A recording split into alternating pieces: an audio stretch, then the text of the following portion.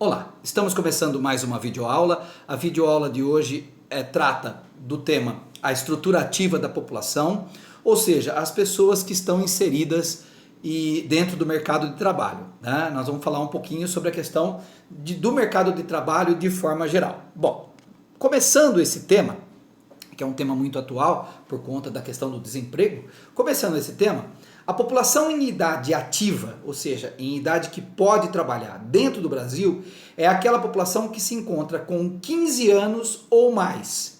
Então pode trabalhar no Brasil quem tem de 15 anos para cima. Você pode trabalhar até a sua morte. Você não pode trabalhar abaixo dessa idade. Por que você não pode trabalhar abaixo dessa idade? Porque você estaria fora da escola e fora da escola você não consegue uma formação básica, uma formação mínima para você se alavancar dentro do mercado de trabalho. Então nós consideramos população ativa aquela de 15 anos acima, porque já tem um certo nível de instrução que pode ser alavancado dentro do mercado de trabalho. Fora disso, você pode inclusive estar se encaixando como analfabeto e aí você, num mundo globalizado, não consegue absolutamente nada. Tudo bem, gente?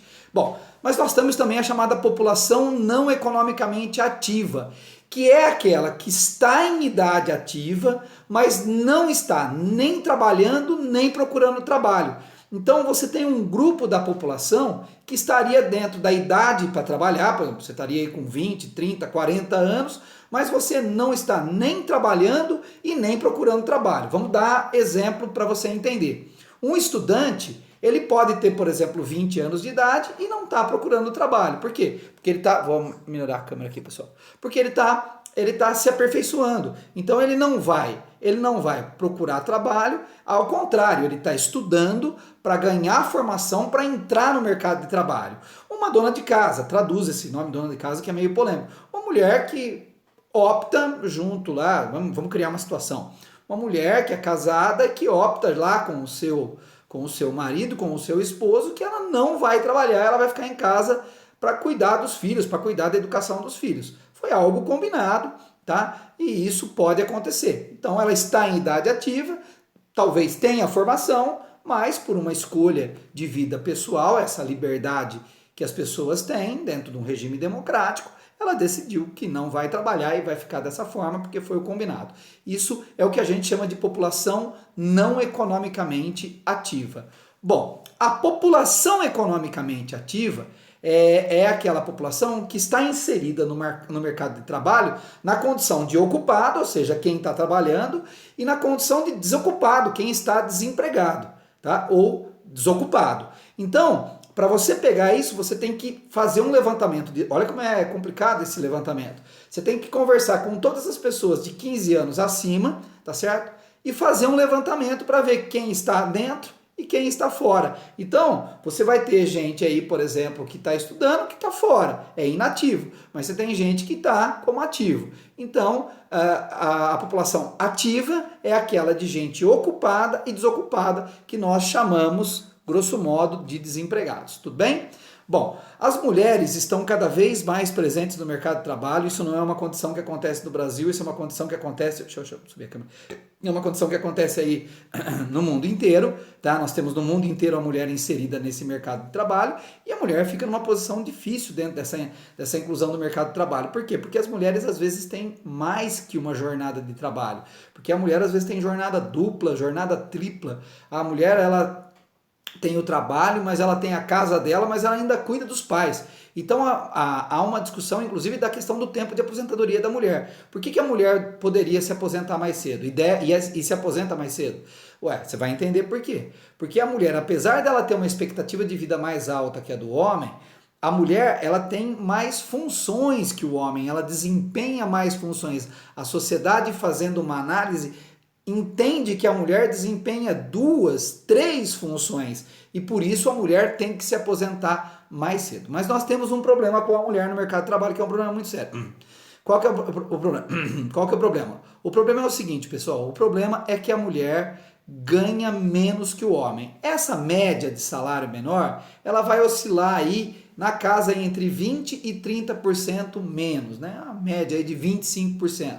Então, mulheres que desempenham a mesma função que homens ganham em média 25% menos que esses homens por conta de uma discriminação. A sociedade ainda não consertou esse erro grave, erro muito grave sobre a diferença de salário entre homens e mulheres. Gente, precisa ficar bem claro o seguinte: homens e mulheres têm os mesmos direitos, só que isso tem que ser analisado com calma. Nós fizemos uma análise aqui agora. Por exemplo, a mulher, ela tem um acúmulo de coisas que a sociedade entende que é maior. Então a mulher tem que se aposentar mais cedo. Mas a gente sabe que a mulher vive mais, mas a gente sabe que a mulher ganha menos para fazer uma função igual ao do homem. Esses erros precisam ser corrigidos. Não é correto a mulher ganhar menos que o homem, nem no Brasil e nem em lugar nenhum do mundo. Por quê? Porque homens e mulheres têm os mesmos direitos, lógico, fazendo uma análise e não fazendo hipocrisia, porque tem muita gente que pega esse assunto e faz hipocrisia, faz sacanagem, porque quando fala que homens e mulheres têm o mesmo direito, então, não, então calma, nós temos que analisar passo a passo, caso a caso. Nesse caso, a mulher tem o direito de ganhar um salário igual ao do homem. Isso precisa ser revisto, isso está completamente errado. Homens e mulheres têm o mesmo direito. Bom, no mundo, em 2009, mais ou menos, a gente tinha ali em torno de, se a gente for pensar ali, 2009, nós tínhamos ali em torno de 6 bilhões de pessoas no mundo, a gente tinha 3 bilhões de pessoas na população economicamente ativa nesse momento. 3 bilhões de pessoas é um número alto, mas geralmente, pessoal, metade da população está no mercado de trabalho e metade da população está fora do mercado de trabalho. E para a gente finalizando, nós temos 3 setores da economia. O setor primário, que é agricultura, pecuária e extrativismo, o setor secundário, indústria e construção civil, e o setor terciário, que é o setor de prestação de serviços. Bom, quando a gente analisa esses 3 setores e vai analisar o Brasil, a gente tem que analisar o seguinte: o setor primário emprega 14%, o setor secundário em torno de 22% para 21% e o setor terciário em torno de 63%. Então, o Brasil tem essa distribuição por setores. A gente vai ficando por aqui, a gente se vê numa próxima aula. Valeu, pessoal!